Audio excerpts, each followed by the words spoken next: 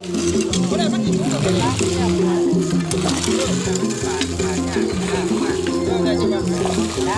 ละขั้นเนาะ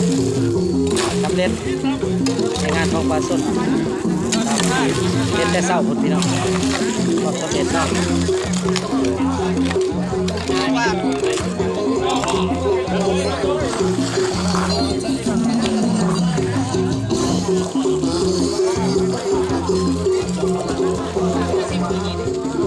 สุกเสย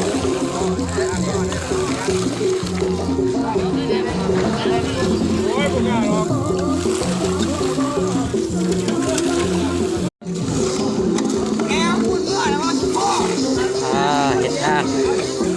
เขาห่อละข้างวัดบ้านกลางเมืองมุกกับประมงเนาะในงานสามัคคีของประสบพยาบาลมองในงานร่วมนะครับเจ้าสำเร็จแล้วเนาะเดี๋ยวอีกหน่อยนึงงามไร